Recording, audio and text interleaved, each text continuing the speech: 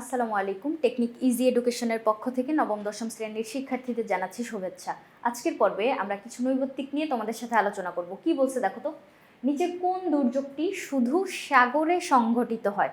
নিচে দেখো চারটা দুর্যোগের কথা বলে দেওয়া আছে। কালবৈশাখী ঝড়, অবশ্যই এটা হচ্ছে তোমার ক্ষতিকর। মাঝে মাঝে কালবৈশাখী ঝড়ের সাথে আমরা শিল পড়তে দেখি, তাই না? পাথর মানে হচ্ছে বরফ পাথরের মতো পড়ে। তাহলে এইটা কিন্তু আমাদের ফসলের ক্ষতি করতে পারে। তাহলে এই কালবৈশাখী ঝড় এটা অবশ্যই একটা দুর্যোগ। এখন কালবৈশাখী ঝড় উৎপন্ন হয় কোথা থেকে? ওই যে বঙ্গোপসাগর, বাংলাদেশের দক্ষিণে অবস্থিত বঙ্গোপসাগর থেকে ওই যে নিম্নচাপ উচ্চচাপের একটা কনসেপ্ট, যেখানে হচ্ছে অধিক তাপে, সূর্যের তাপে, মানে গ্রীষ্মকালে বৈশাখ মাসে হচ্ছে এই ঝড়টা হয়। তাহলে এই যে বৈশাখ মাস আসলে কি হয়, অনেক বেশি গরম হবে।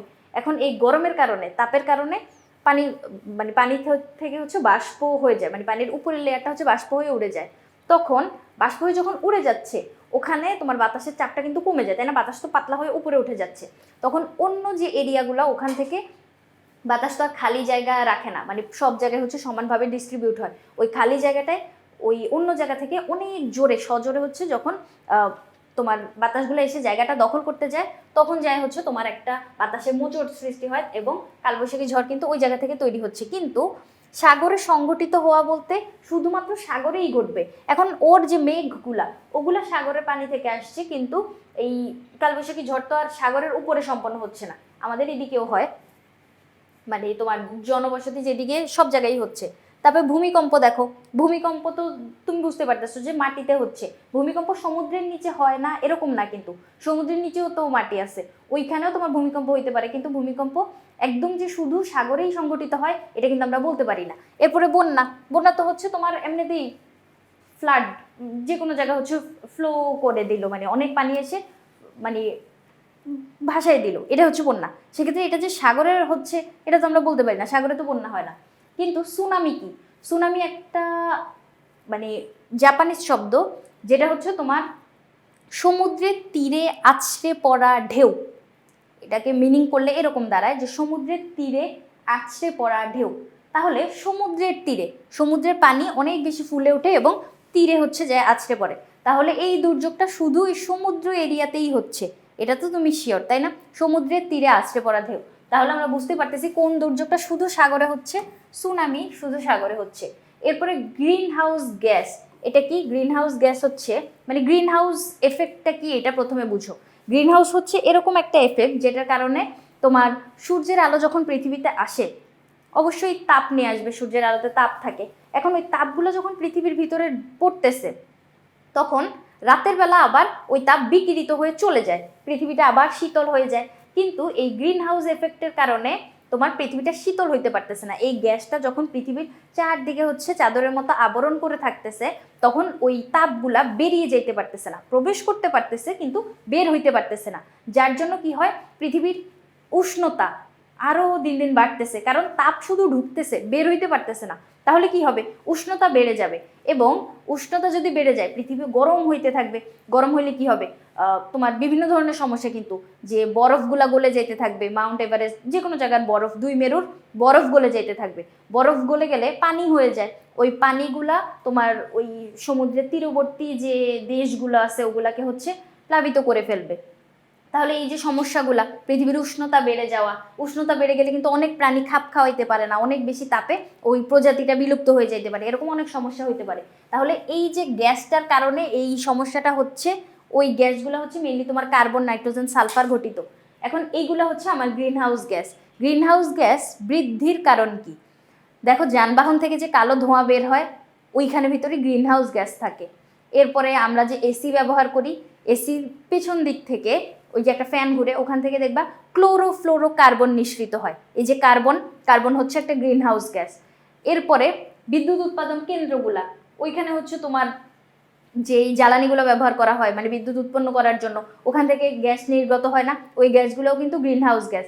এরপরে শিল্প কারখানা, যে কোনো ধরনের কারখানা হইতে পারে, ওখান থেকে যে কালো ধোঁয়াগুলো নির্গত হয় ওগুলো কিন্তু গ্রিন হাউস গ্যাস।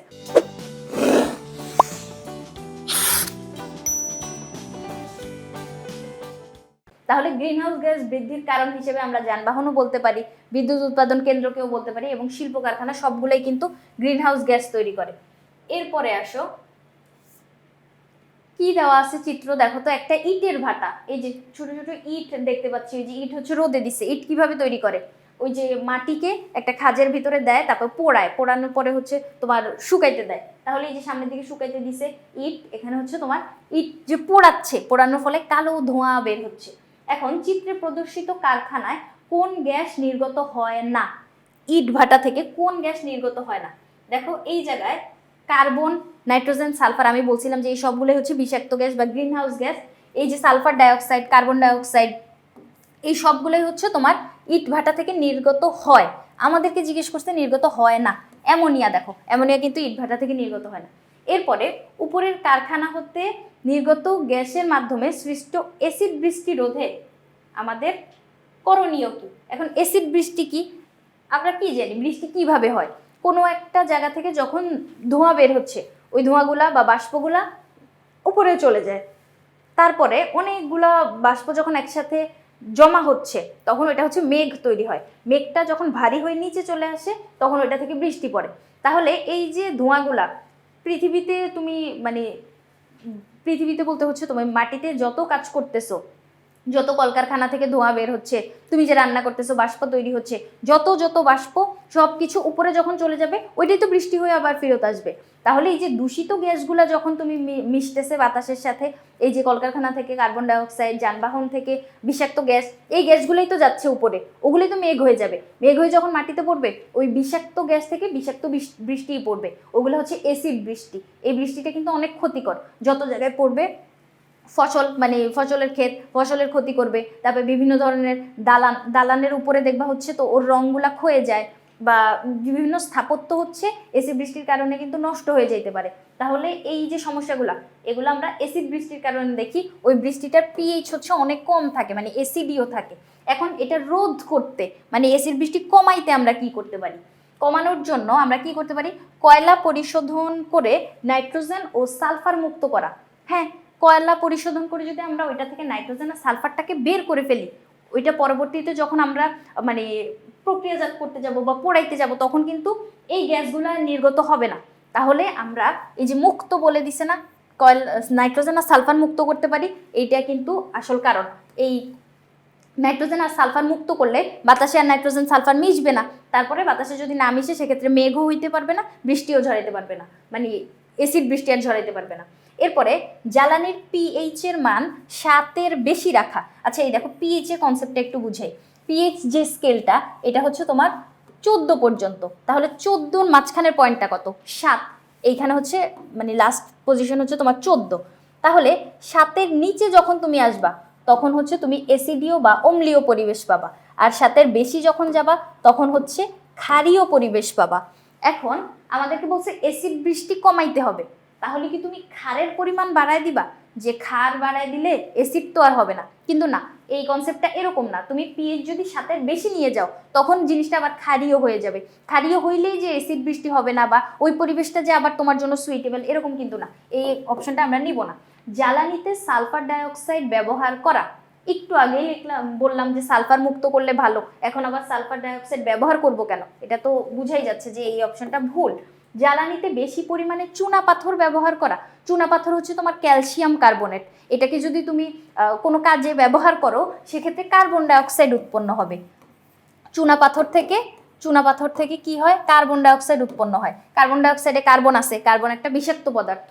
তাহলে কার্বন ডাইঅক্সাইড তো আমাদের জন্যও ক্ষতিকর। এই যে আমরা বলি না যে বিষাক্ত পদার্থ কার্বন ডাইঅক্সাইড নিঃশ্বাসের মাধ্যমে বের করে দেই, তাহলে চুনাপাথর থেকে কার্বন ডাইঅক্সাইড তৈরি হয়, যার জন্য আমরা বেশি করে চুনাপাথর ব্যবহার করতে পারবো না। এখন তাহলে অপশন আমাদের ক নাম্বারটা। তুমি ভাবতেই পারো যে প্রশ্ন পড়ে আমি তো ক নাম্বারেই উত্তর পেয়ে গেলাম, আমার কি দরকার ছিল খ গ ঘ এগুলো পড়ার মানে দরকার আছে? কোনো একটা প্রশ্ন একটা উত্তর থাকবে স্বাভাবিক, তুমি কিন্তু ওই উত্তরটা পড়েই নিচে চলে যাবে না, বাকি অপশনগুলোও একটু পড়ে দেখবে যে ওগুলা কেন আমরা বাদ দিলাম। বাদ দেওয়ার পরে মানে এইখানে যে আমি না বললাম, না বলে অন্য প্রসেসটা কি, তাহলে এইটা না করলে আমরা কি করব, এভাবে করে একটু মানে ঘাটাঘাটি করবা আর কি, নলেজ গ্যাদার করার চেষ্টা করবা, তাহলে হচ্ছে এমসিকিউতে আমরা ভালো করতে পারবো। যেমন দেখো এই প্রশ্নটা, এখানে গ্রিন হাউস বৃদ্ধির কারণ, আমি তোমাকে কারণটা বলে দিয়েই চলে যেতে পারতাম, কিন্তু আমি কি করছি, প্রথমে তোমাকে গ্রিন হাউস বুঝাইছি, এরপরে গ্রিন হাউস এফেক্ট বুঝাইছি, কোন গ্যাসের কারণে গ্রিন হাউস এফেক্ট কিভাবে কাজ করতেছে, তারপর ওর ক্ষতিকর দিক কি, সব কিছু কিন্তু বলছি, তাই না? ওই যে বরফ গলে যাচ্ছে, কি কি হচ্ছে, সব কিছু বললাম। তাহলে এই প্রশ্নের সাথে এই যে একটা ওয়ার্ড গ্রিন হাউস, এইটা দিয়ে আমি তোমাকে কত কিছু বর্ণনা করলাম। তার মানে তোমাকেও, তুমি যখন পড়তে যাবা তখনও এভাবে করেই সমাধান করতে হবে, যে ওই জিনিসের সাথে রিলেটেড সব কিছু নিয়ে ঘাটাঘাটি করবা। তাহলে আর ঘুরে পেঁচে প্রশ্ন করলেও কখনো তোমাকে আটকাইতে পারবে না। আশা করি বুঝাইতে পারছি। পরবর্তী পর্ব দেখার আমন্ত্রণ রইল। ধন্যবাদ সবাইকে।